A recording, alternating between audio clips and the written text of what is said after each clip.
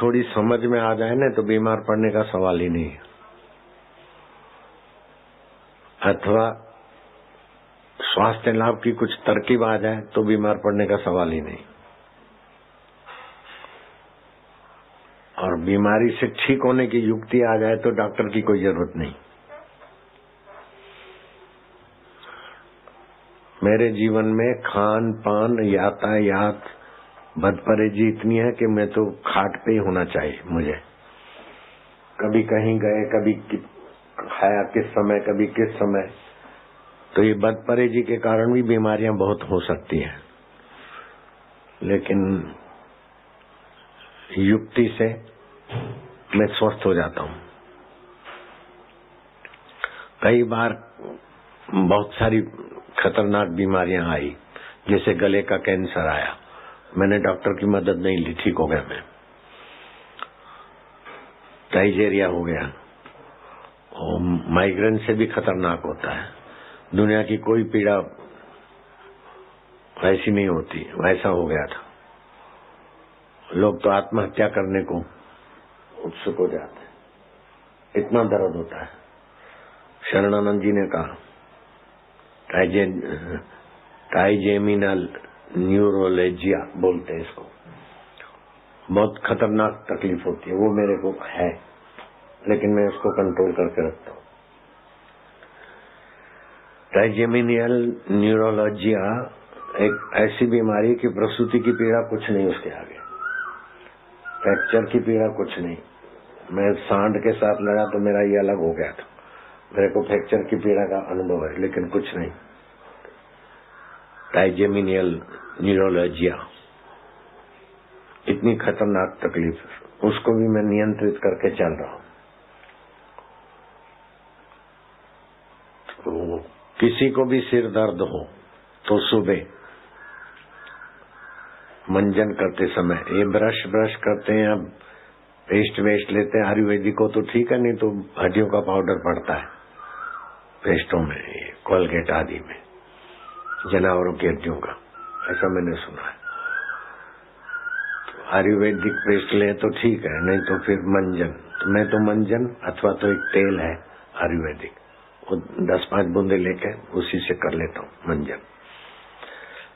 फिर क्या करना चाहिए कि एक कुल्ला मुंह में पानी भर लिया और कटोरी में पानी लिया ठंडा, आंखें उसमें टपटपाई, आधा मिनट ये, आधा मिनट वो, आधा मिनट ये, आधा 2-3 मिनट दोनों आंखों को डुबाया।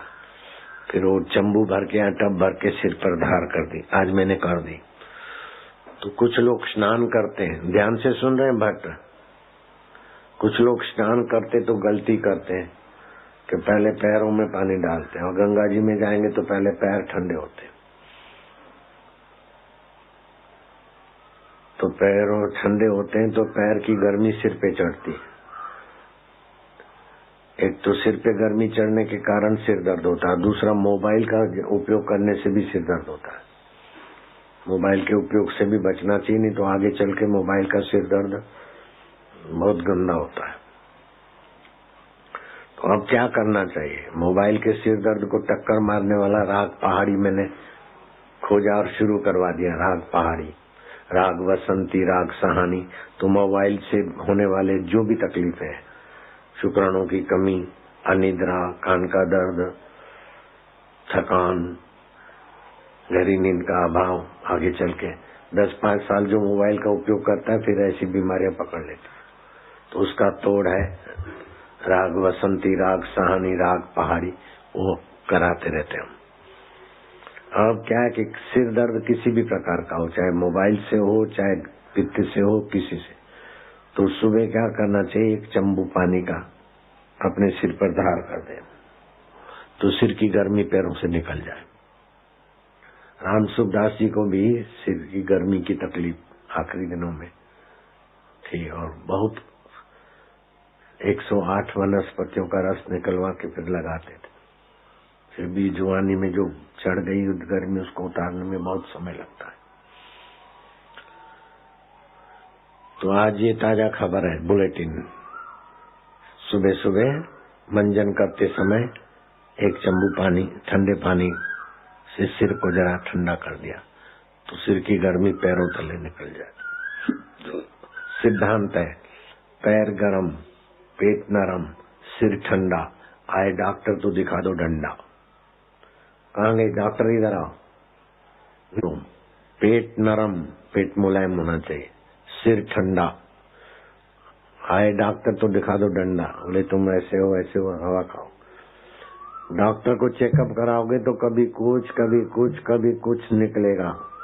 ब्लड में कोलेस्ट्रॉल है अथवा शुगर है अथवा फलाना है अथवा ढींगा। कभी भी किसी भी लेबोरेटरी पे आप ब्लड टेस्ट करने को भेजो, कुछ न कुछ 19-20 दिखा देंगे। ऐसे ही ज्योतिषी के पास जाओ तो कभी कोई ग्रह कभी कोई ग्रह कभी कोई ग्रह गड़बड़ दिखेगा ही। अथवा तो ये नंग वाले के पास जाओ तो आपको तो शुक्र है, ये नंग पहनना चाहिए, आपको पन्ना पहनना चाहिए। अरे चैतन्य मनुष्य है, पत्थरों से क्या मदद लेना चाहता है, जड़ चीजों से क्या मदद लेना चाहता है। फलाना पीर है, ढींगना पीर है, खोदा तो गधा मिला, बोले बड़ा पीर है, लेकिन खुदवाया तो गधे की लाश मिली। नसरुद्दीन का गधा मर गया था, फिर बड़ा पीर करके चल पड़ा धंधा, बड़ी इमारत बनी थी। मैंने विस्तार से कही। तो आप खुद चैतन्य हो, मुर्दों से भीख मांग मांग के कब तक,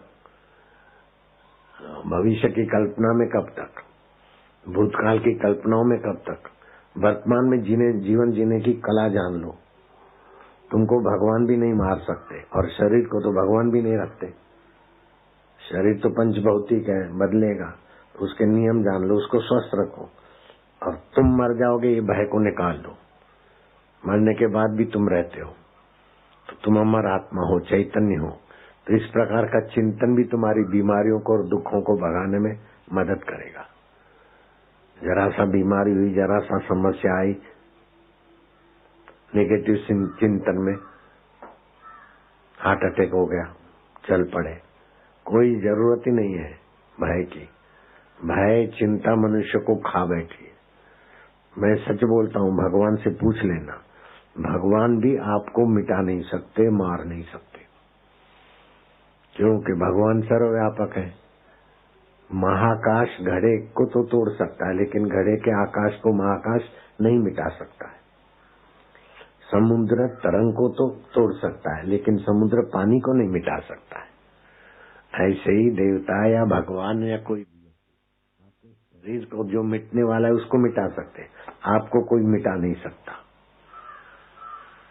अभी आप जिस धरती पे बैठे हैं 200 से भी ज्यादा राष्ट्र है, लेकिन वो पृथ्वी पर ही है।